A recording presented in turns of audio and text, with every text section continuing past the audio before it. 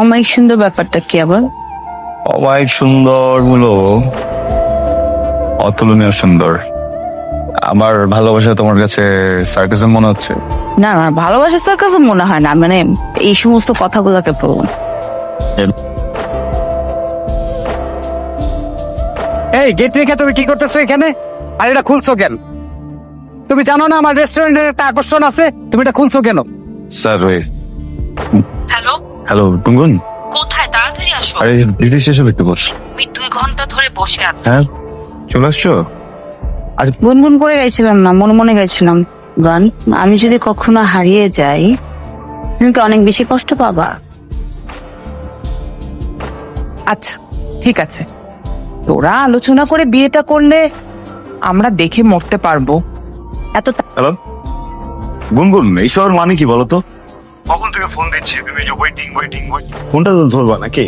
আরে আমার একটা ফ্রেন্ডের সাথে কথা বলতেছিলাম, দেখতেছিলাই তো ওয়েটিং পরে ফোন করছিলাম, মানে আমি আমার জবটা সুইচ করতে চাচ্ছিলাম, তো আমি বলছিলাম যদি কোনো ভালো জব অপরচুনিটি থাকে আমাকে জন্য জানাই।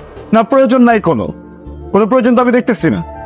ওই তো অনেক গার্লফ্রেন্ডের কথা বলতে পারে, যে অনেক গার্লফ্রেন্ডদেরকে বয়ফ্রেন্ড হচ্ছে অ্যাটেনশন দেয় না বা গার্লফ্রেন্ডদেরকে সাপোর্ট করে না। আমি তো অনেক সাপোর্টিভ।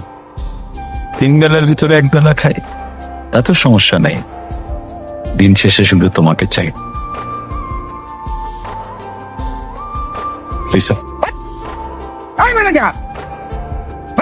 স্যার স্যার সরি, কোনো কিছু যদি একবার অভ্যাস বানায় ফেলে ওখান থেকে আর বেরোতে পারে না। আমার দোষ হয়েছে, আমি শুরু থেকে যদি এই জায়গাটা প্রোটেস্ট করতে পারি এরকম কিছু হইতো না। তাড়াতাড়ি পাঠাও। যাচ্ছে না, তোর সাথে আর থাকতে পারবে না, তোর অনেক চাহিদা,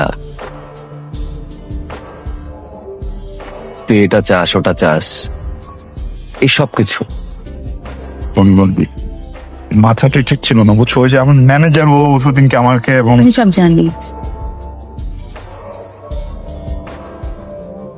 এটা আর সম্ভব না অনির্বাণ। তো তুমি ভালো থেকো।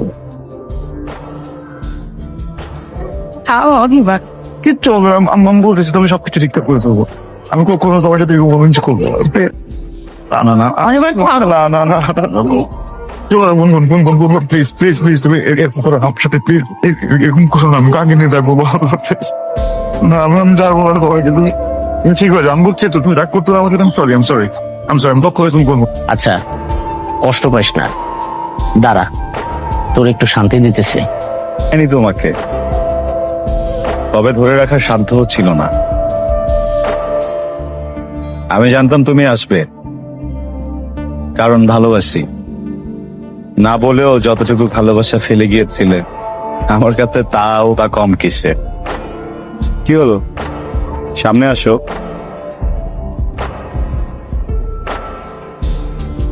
যে সৌন্দর্য অতুলনীয়, কখনো চোখে দেখিনি এমন সৌন্দর্য।